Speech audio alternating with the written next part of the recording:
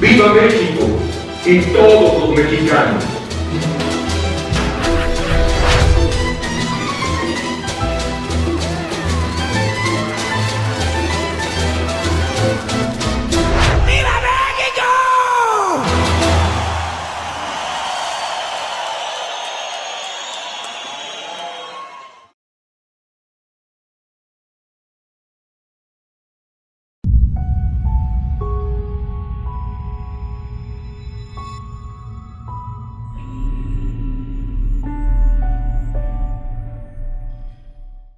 Muy buenas noches, esto es En la Opinión de Emilio Moyer y tengo el gusto de presentar a mi compañero de conducción Armando Escalante Morales. ¿Qué tal, Muy Emilio? buenas Muy buenas noches a nuestro público y gracias de nuevo por acá, por estar aquí contigo. Ahí estamos con las noticias, Armando, con este pavoroso movimiento de noticias.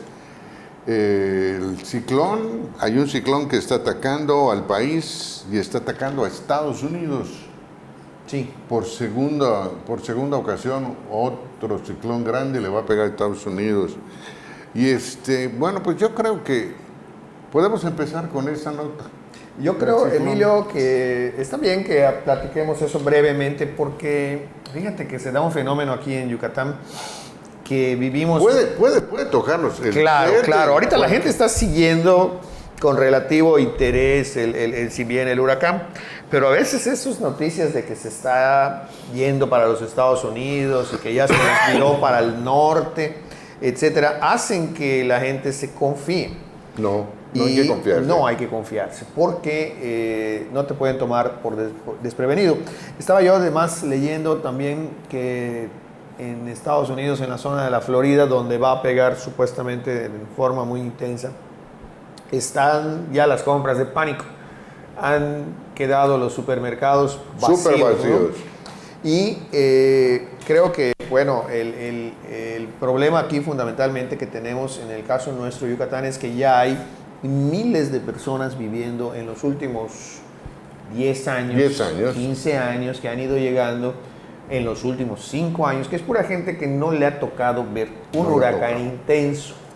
Entonces, estamos hablando de gente que viene de otros estados. Ni uno de categoría 2. No, la verdad es que nos hemos librado en los últimos años de los huracanes fuertes. Yo tengo una teoría. Famoso Isidoro, que sí nos hizo un gran daño terrible, ¿no? Anteriormente Gilberto. Pero hay toda una generación que no conoce. Ni siquiera te estoy hablando de gente que vino de la Ciudad de México, que vinieron a vivir del norte del país. No, te estoy hablando de hijos de yucatecos que no han vivido esto y que ya tienen 15 años de edad, exactamente. Entonces sí necesitamos que la gente esté informada porque fundamentalmente hay una gran cantidad de cosas que se tienen que hacer, precauciones que se tienen que tomar, cuidados que hay que tener en cuenta. El número uno es quedarte en tu casa. Claro. Quedarte en tu casa, cerrar puertas, asegurar ventanas y tener suficiente agua y comida para varios días. Es correcto. Porque es algo que tiene que saber la gente. Me preguntaba a alguien del norte que vive cerca de tu domicilio, ahí por mi casa, Emilio, un vecino me decía, bueno, ¿y qué es un huracán? Me dice, porque viene de otra parte del país. Se vuelan las casas, me dice. No, le digo, eso que tú ves que ocasionan los tornados en los Estados Unidos o los huracanes en los Estados Unidos es porque sus construcciones son todas de madera, con puros plafones falsos. Todo es ensamblado y ya está. No se construye como se construye en México, particularmente es curioso que Estados Unidos no construye concreto, sí, a sabiendas de que tiene estos, sobre todo en esas zonas, ¿no? Estas zonas costeras me llama mucho la atención. Pero bueno, estamos viendo que inclusive en el norte del país, ahí en Baja California Sur, se desató una crisis tremenda con las inundaciones, edificios que se derrumbaron porque estaban en la línea cercana a la costa donde entró el caudal del agua. Y es que la lluvia de los huracanes trae aparejado otras cosas. Sí. El Distrito Federal es el ejemplo clásico. Correcto. ¿Por qué?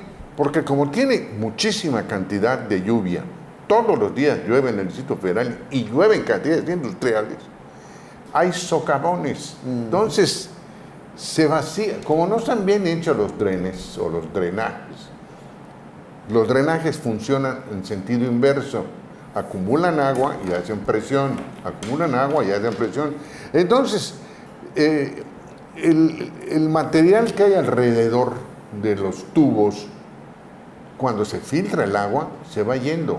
El material se va perdiendo, se va perdiendo, se va perdiendo y ¡bum! Aparecen las Y lo que cuevas. pasa es que fundamentalmente en la Ciudad de México es que es pura arena, o sea, no hay piedra. No hay piedra. Estamos hablando de que ahora sí que de la solidez de la Ciudad de México es contraria a lo que tenemos aquí en Así Yucatán, que es pura piedra. donde es una capa de laja, ¿no? Y claro, nosotros debajo de esa laja sí tenemos grandes oquedades que hemos visto muchas veces que hay cenotes y cuevas enteras. Pero bueno, el suelo en el caso de la Ciudad de México es pura arena.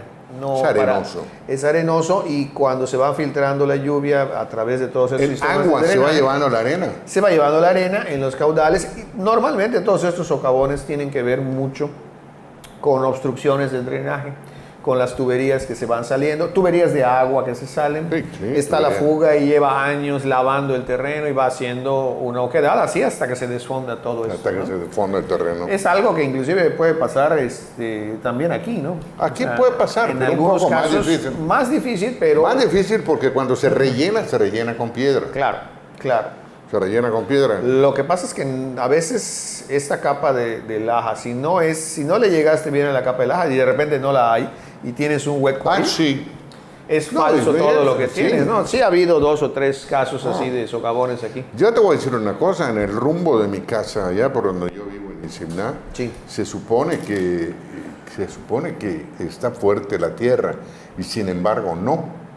Porque cuando se construyó la casa de mi cuñado hace 24 años, mi sobrina, que fue la ingeniera, empezó a perforar para las columnas, porque se le abre el piso y tiene que meter una columna de 22 metros de profundidad. Sí, es lo que te digo, hay como cenotes aquí en nuestro Cenotes suelo, ¿no? abajo, entonces. Pero bueno, fundamentalmente yo creo que es todo esto que está por ocurrir en los Estados Unidos es algo previsible, ¿no? Ah, claro, Lo que es pueden previsible. ver, pueden saber con anticipación. Ahora, ¿por qué Estados Unidos no suelta la lengua? ¿Por qué el presidente de los Estados Unidos no habla? Quizá de para las no grandes- alarmar.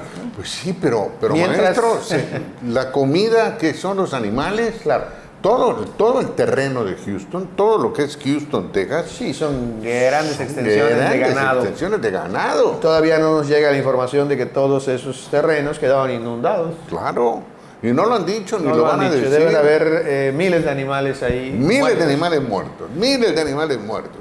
Pero va, Eso va a incidir y más los problemas que están generando las plantas de refinamiento petrolero que están en esa zona y de las cuales se abastece mucho de la gasolina nuestra.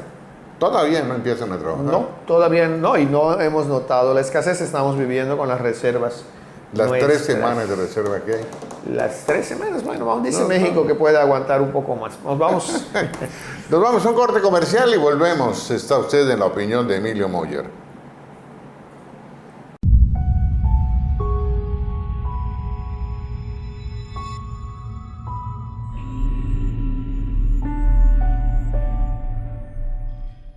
Yucatán se pone de pie. Únete a nuestro Jaranatón el próximo 7 de octubre a las 5 de la tarde en la unidad deportiva La Inalámbrica. Buscamos romper un récord bailando jarana durante 2 horas. Teletón 6 y 7 de octubre. México de pie. Para más información, síguenos en nuestras redes sociales. Estamos en Facebook y Twitter como CRIT Yucatán. Hola, soy Leslie Zarcoya y estoy para apoyarte. Seré gestora de tus problemáticas sociales y la voz de tu colonia ante las autoridades. Llama a Denuncia Ciudadana. Sintonízanos por Comunique Channel, canal 77 de Easy, todos los lunes a las 8:30 de la noche y los martes repetición a las 9:30. Recuerda, Denuncia Ciudadana y Leslie Zarcoya te apoyan.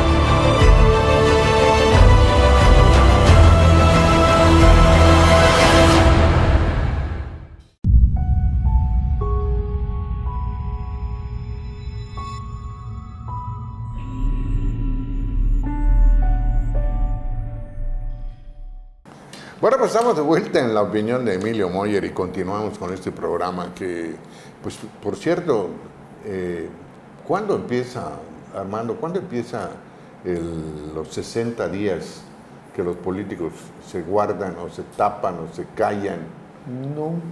No, lo que pasa es que entran ahorita a un proceso los partidos donde lo primero que tienen que hacer a partir de esta semana que viene es la definición de cuáles van a ser. Silencio, ¿no?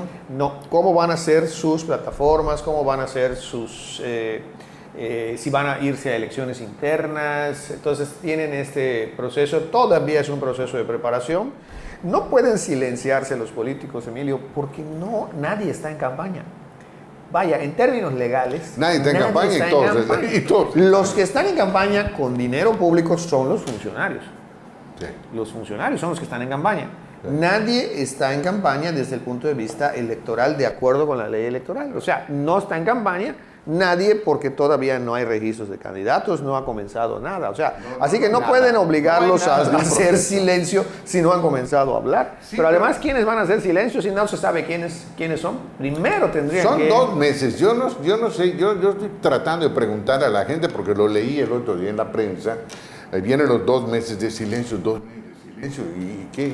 ¿Y ahorita qué? Son los preparativos. No, yo lo que creo es que se refiere específicamente a que ya empieza el calendario de cosas y van a hacer las definiciones internas cada uno de los partidos sobre quiénes van a ser, pero todavía los nombres los vamos a empezar a saber. Sí, no, todavía. En diciembre, más o menos, en enero, todavía podría ser que se prolongue para allá. ¿Y qué te parece la lucha que hay en México por en la Cámara de Diputados? De la Cámara. Nuestro... Había dicho que el gordito se iba a sentar. Jorge Carlos Ramírez Marín. Llegaba fácil y palo, se ha puesto. Sí, fíjate, 2 ponches. 2 ponches ya lleva, va a intentarse una tercera vez. Fíjate que desde la semana pasada, inclusive viajó una misión ahí de periodistas yucatecos, sí, claro, a la cobertura. Yo creo que la Cámara de Diputados los invitó. Pero bueno, no pudo tomar posesión Jorge Carlos Ramírez Marín porque en el Senado se comenzaron a pelear. A la hora de elegir a la mesa directiva, pretendieron boicotear a la propuesta que tenía el PAN y buscaron a 5 senadores que están precisamente del lado de Margarita Zavala. Y como el presidente del PAN, pues dicen que también quiere ser candidato a la presidencia, Anaya, no le hicieron caso a su propuesta, la desecharon y Emilio Gamboa Patrón, se cuenta, se rumora, no lo sabemos, no tenemos cómo probarlo, sería el que operó para que salga este señor Ernesto Cordero. No sé si te recuerdas a Ernesto Cordero. Ernesto Cordero fue aquel secretario de Hacienda que tuvo... Se parecía a Felipe Calderón.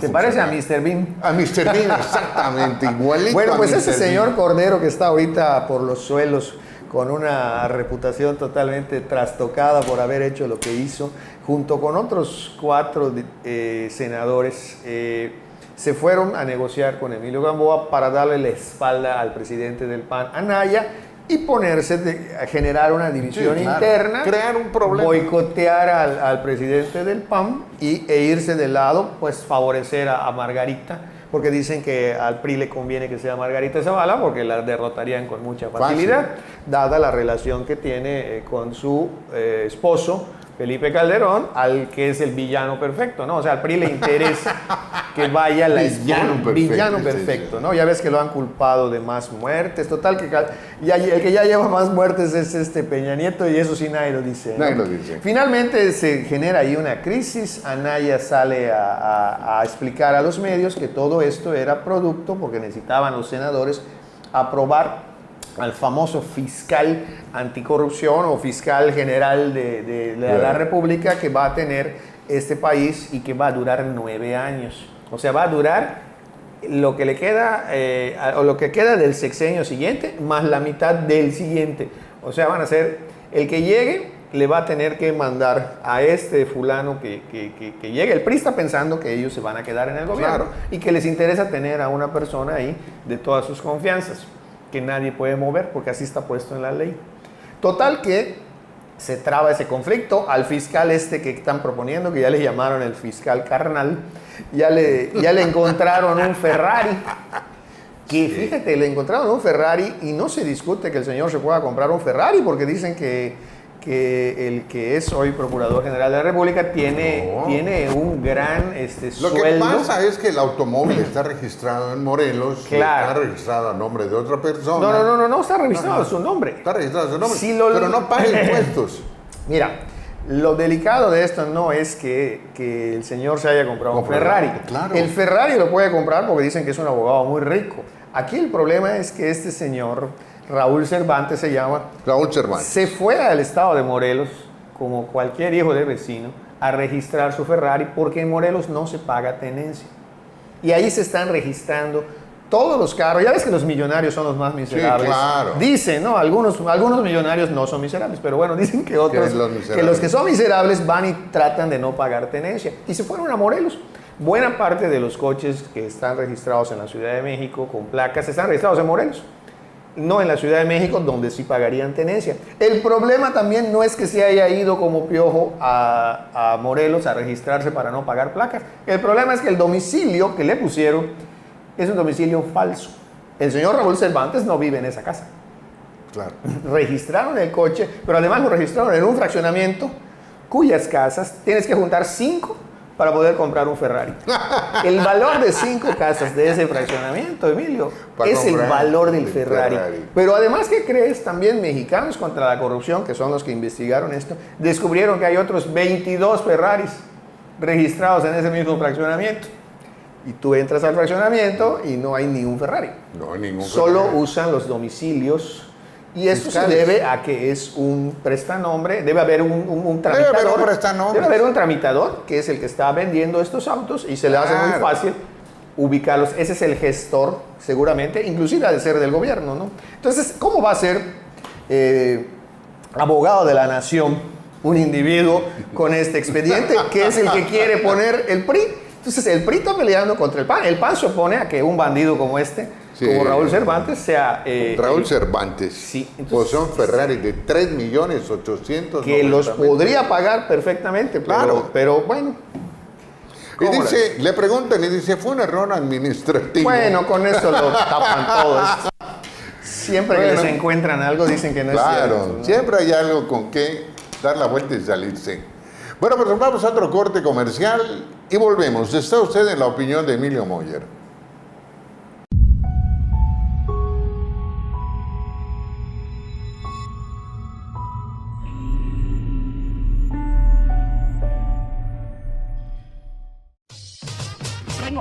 Tengo esto.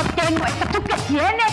¿Y qué tienes que hacer ese 7 de octubre a las 4:30 de la tarde? Te esperamos en la unidad deportiva inalámbrica. Vamos a poner a todo México de pie para bailar en el jaranatón.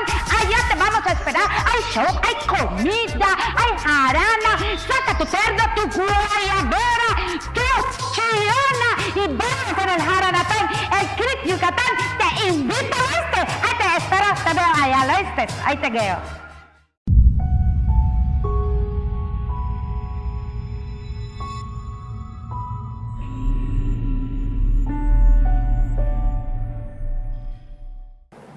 Y estamos nuevamente en la opinión de Emilio Moller. Fíjense, esta semana, que es una semana de noticias políticas Bueno, ya se iba a empezar a hacer de aquí al próximo año. del próximo De aquí año. hasta ¿no? julio. De aquí hasta el próximo mes de julio.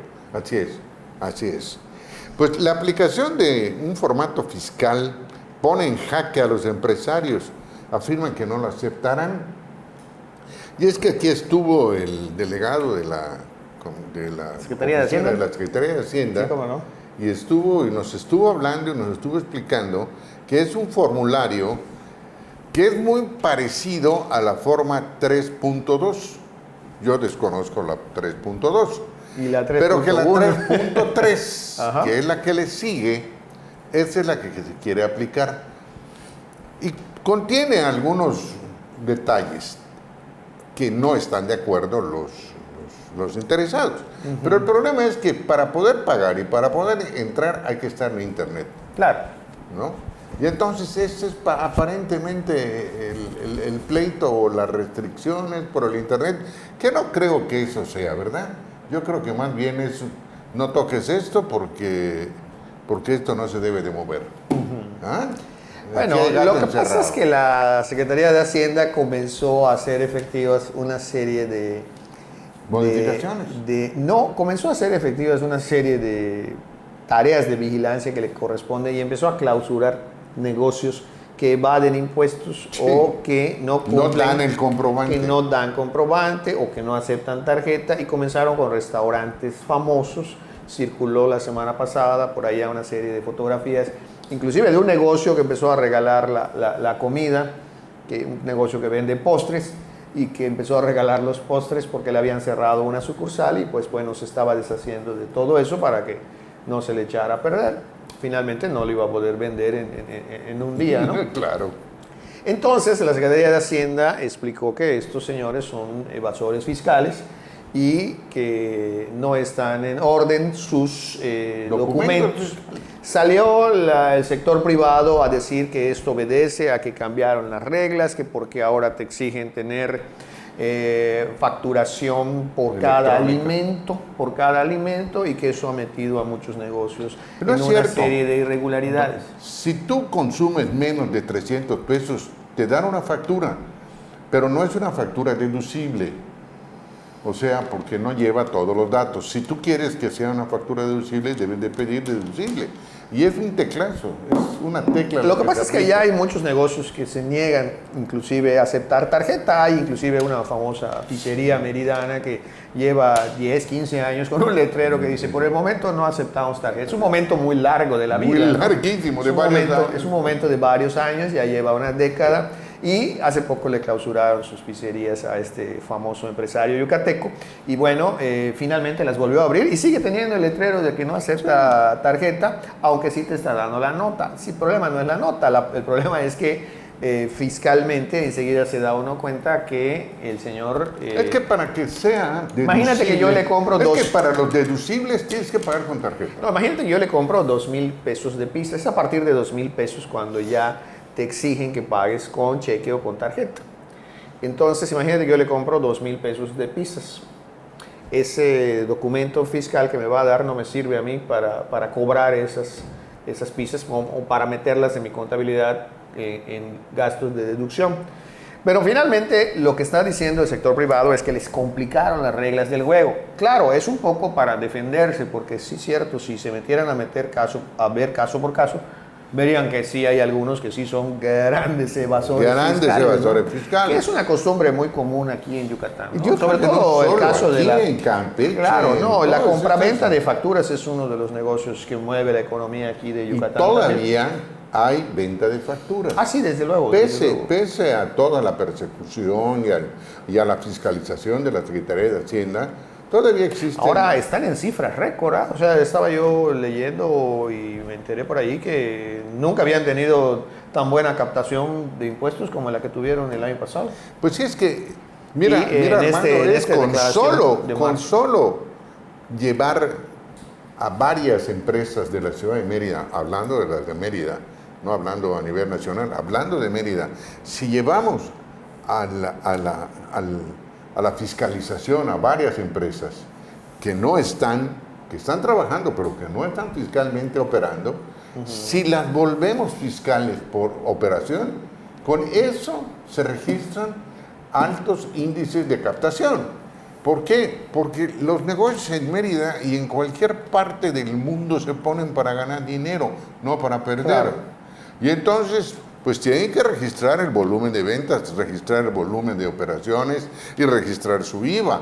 Y entonces, pues no se puede dar a la fuga económicamente. Sí, económicamente hablando. definitivamente.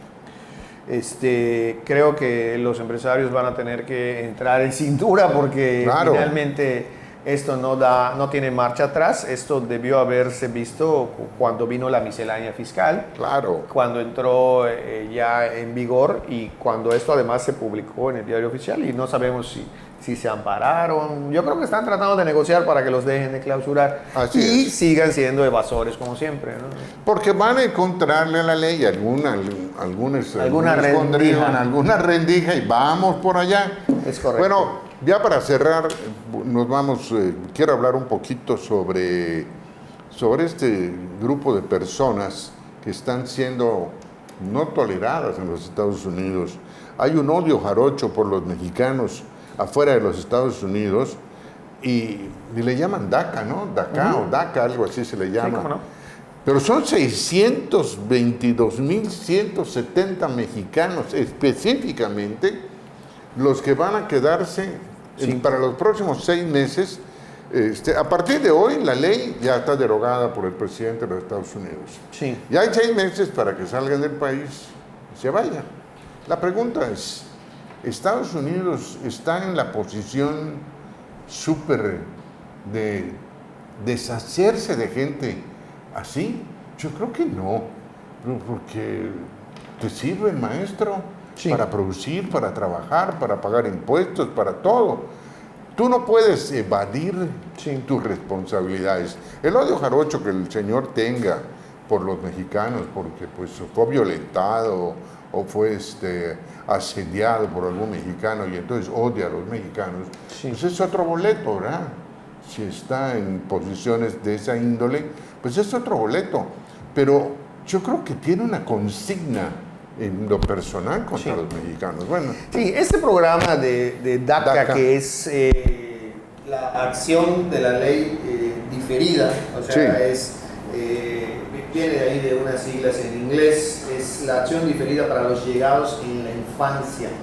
Es un programa anunciado por el gobierno de los Estados Unidos desde 2012, cuando estaba Obama, y es para ayudar a todos estos hijos de migrantes que ellos no cometieron ninguna ilegalidad, nacieron ahí, y es para aprovechar además para que estudien, para que brinden sus conocimientos y para que puedan estar. Pero los están echando. Los están echando porque Trump así es. Así es. Bueno, pues muchas gracias, amable auditorio, por habernos escuchado el día de hoy. Fue un programa light, ¿verdad? Muy suavecito. Muy suavecito. Despacito. Pero el viernes vamos a volver. El viernes volvemos otra vez. Y les esperamos el próximo viernes en punto de la misma hora, 8:30 de la noche. Despiden sus amigos y Emilio Moyer, quien le desea la más feliz de las noches. Esto fue La Opinión de Emilio Moyer.